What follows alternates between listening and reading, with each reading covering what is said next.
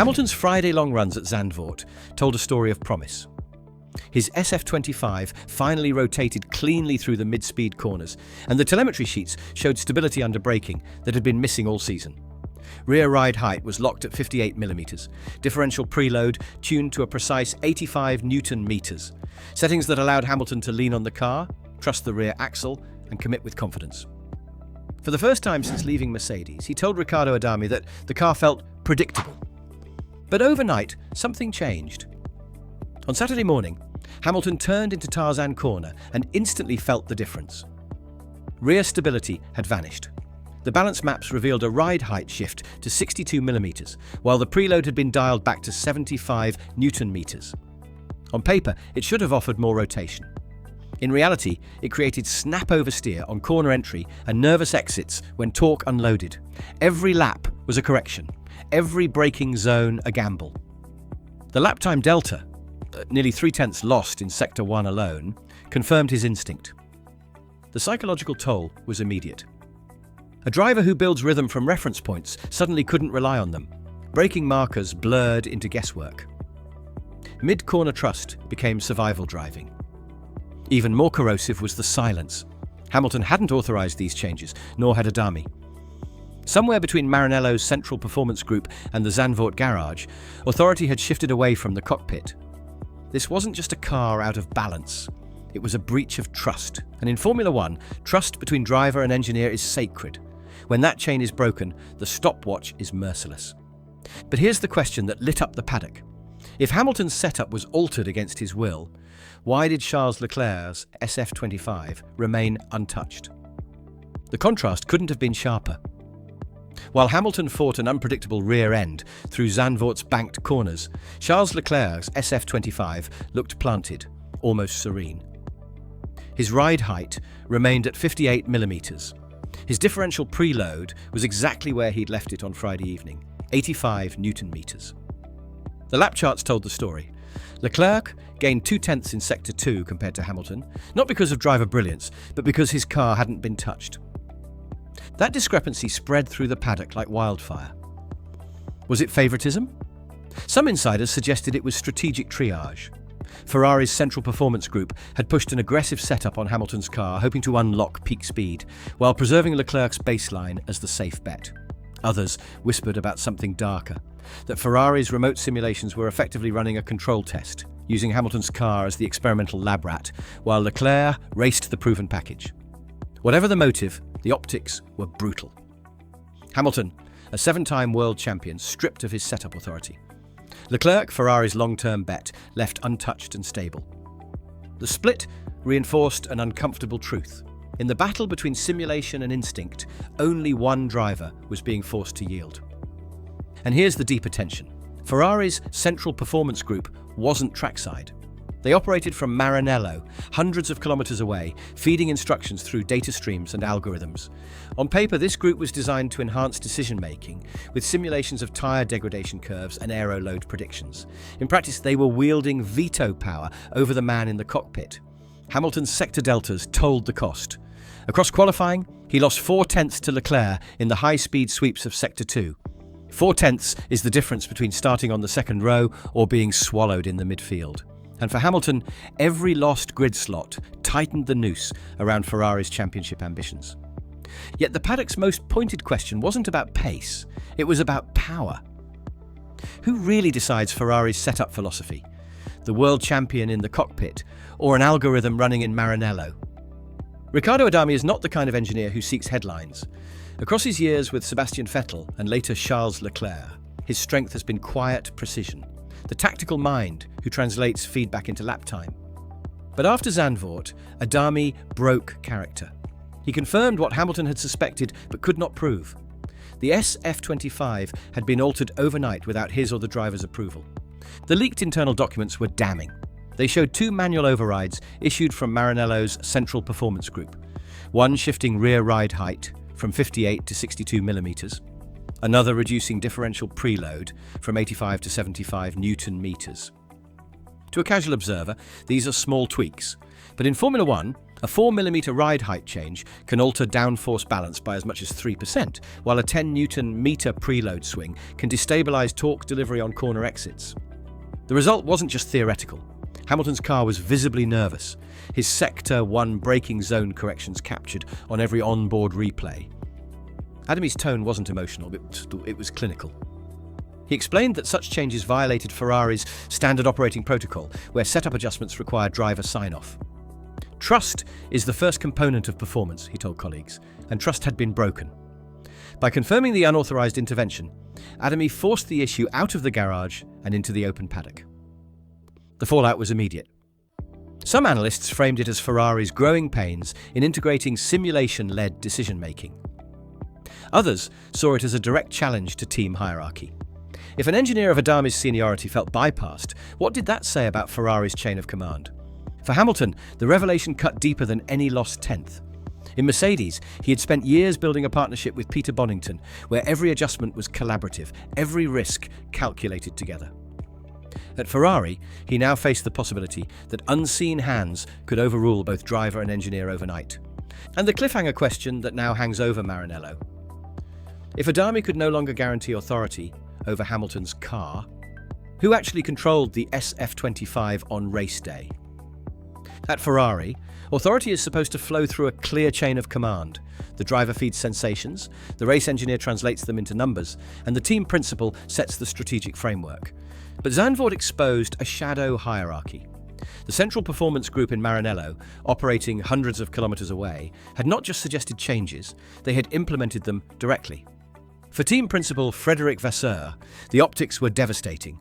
Ferrari was already chasing McLaren's 584 points with a deficit of more than 300. Every weekend mattered. And yet, instead of a united front, Zandvoort revealed a technical structure acting with near sovereign autonomy. Some insiders whispered that the group had grown beyond oversight, its decisions rubber-stamped by senior managers who saw simulation as the future.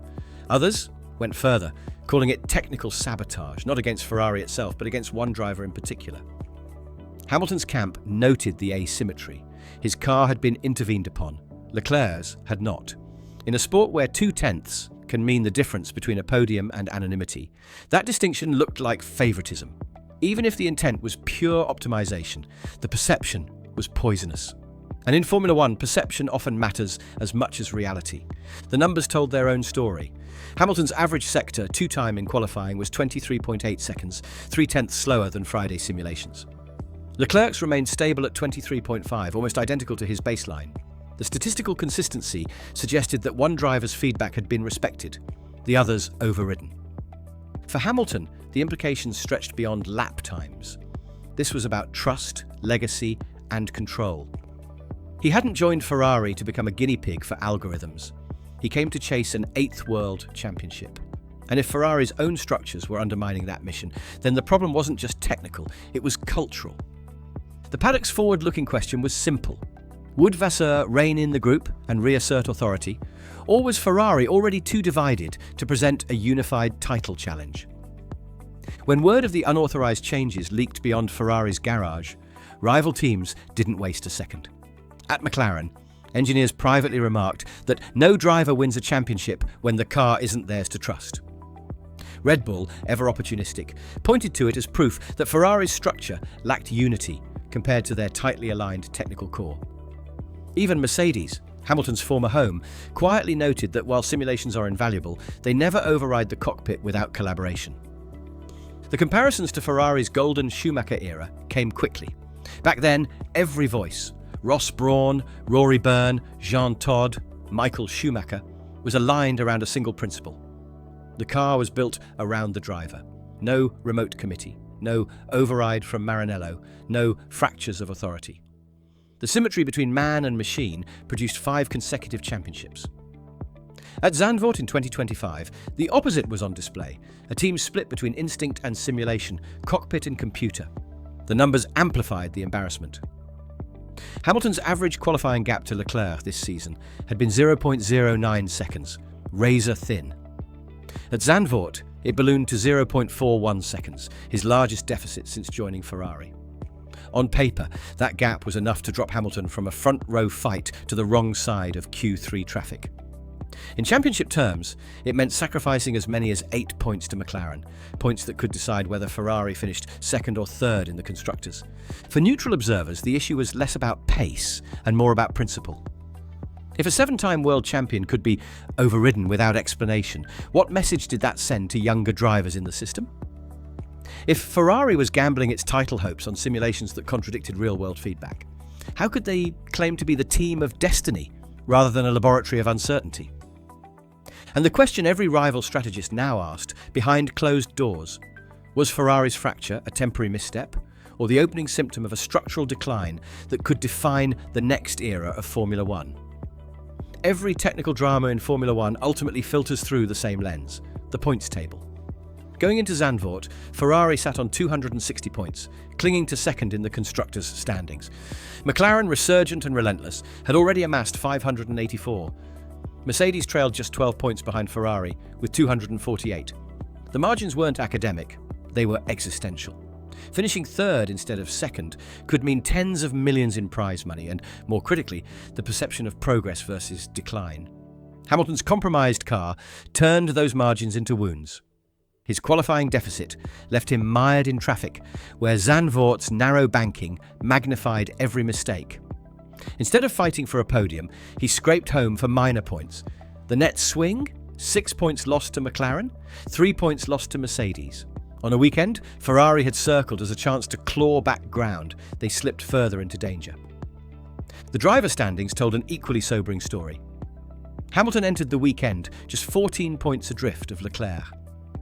By Sunday night, the gap stretched to 25, a full race's worth. That shift didn't just reshape the internal battle. It hardened the perception that Ferrari's future belonged to Leclerc, not Hamilton, fueling the suspicion that Maranello's algorithm-first interventions had a political undertone as well as a technical one. And the mathematics of trust were no less stark. If Hamilton felt he could no longer rely on Ferrari's process, every lap became a test of faith rather than pure performance. Formula One history is merciless on that front. From Prost at Ferrari in 1991 to Alonso in 2014, champions who lose faith in their teams rarely last. Which leads to the forward-looking question that now looms over the Scuderia. If Ferrari continues to bleed points at this rate, does Hamilton remain the centrepiece of a championship push? Or does he become collateral damage in a team quietly reorganising around Leclerc? Formula One has always been a battlefield between human instinct and technological prediction. In the 1980s, teams trusted mechanical feel. Drivers adjusted brake bias by muscle memory. Engineers tuned suspensions by ear in the garage. By the 2000s, simulation tools were rising, but still advisory. Schumacher's Ferrari team treated data as a guide, not a verdict. Decisions began and ended with the driver's feedback. Zandvoort 2025 revealed how far that pendulum has swung. Ferrari's Central Performance Group, armed with terabytes of track modelling, identified that a 4mm lift in rear ride height could deliver 2 km/h more speed at the end of Zandvoort's main straight. Their simulations predicted an improvement of 0.18 seconds per lap. But those gains came at a cost the algorithm couldn't feel. A driver wrestling instability into every braking zone, losing 0.31 seconds in Sector 1 alone. Hamilton's protests exposed the core flaw. An engineer can measure tyre surface temperature down to the decimal, but only the driver knows whether confidence exists on corner entry. Without that confidence, numbers collapse into irrelevance. For Hamilton, trust is not an abstract metric. It's the muscle memory that tells him when to brake at 304 km/h without hesitation. The danger is not just technical, but cultural. Once a team begins privileging simulations over the cockpit, it risks alienating the very athletes who transform cars into results. That's why McLaren's resurgence is so symbolic. Their simulator is among the best in the paddock. Yet Lando Norris openly describes how its output is blended with driver feel. At Ferrari, by contrast, Zandvoort looked like a power struggle between algorithm and instinct, with Hamilton caught in the middle. And the unanswered question that history keeps whispering: can a team truly win championships when the driver feels like the last to be heard? Ferrari's crisis after Zandvoort isn't about one race weekend. It's about whether the Scuderia can function as a team built around unity, or whether it fractures into competing philosophies. The numbers are merciless. McLaren is more than 300 points clear in the constructors. Mercedes sits just 12 behind Ferrari, and every point lost to internal dysfunction magnifies the risk of falling to third. The title is already out of reach to Guillaume. Now, survival of credibility is the battle. For Hamilton, the crossroads is sharper. He joined Ferrari not just for history, but for control. The chance to leave a mark on the team's DNA, the way Schumacher once did. If he accepts the authority of the Central Performance Group, he risks becoming a passenger in his own career.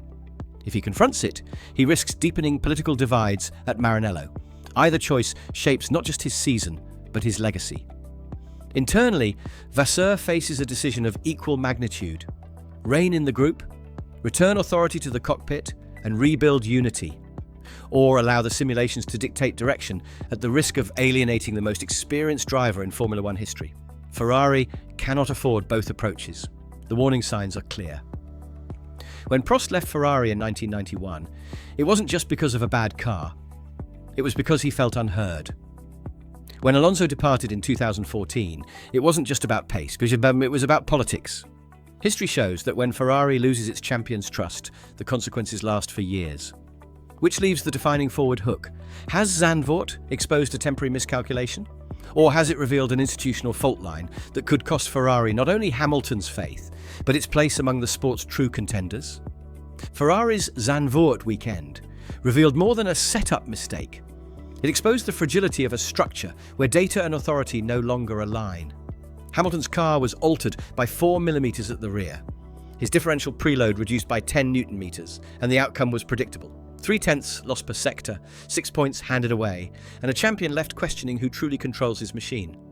At its core, this wasn't about lap time, it was about trust. Formula One is filled with numbers: downforce loads, tyre edge percentages, delta gaps.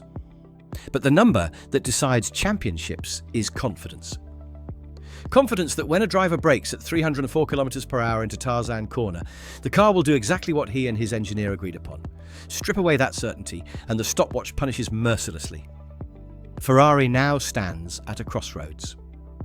The Central Performance Group may be technologically brilliant, but when its algorithms dictate over cockpit instinct, it risks not only points, but identity. A team that once defined itself by unity now looks fractured between Maranello's simulations and Zandvoort's reality. For Hamilton, the calculation is equally stark: continue as a partner or demand reforms that re-center authority around the driver-engineer bond. And here's the provocative question: is this the birth of a smarter Ferrari, learning through painful experimentation, or is it the slow sabotage of their own title hopes? Can a champion accept being a test case for algorithms, or must he fight to restore the cockpit as the heart of decision-making? Because history tells us this much: when Ferrari ignores its champions, the consequences echo far beyond one season. So what do you think? Should Hamilton confront Maranello's hierarchy head-on and demand the dismantling of the Central Performance Group, even at the risk of internal war? Or should he play the long game, rebuild bridges, and hope unity can emerge before the constructors' battle slips away completely?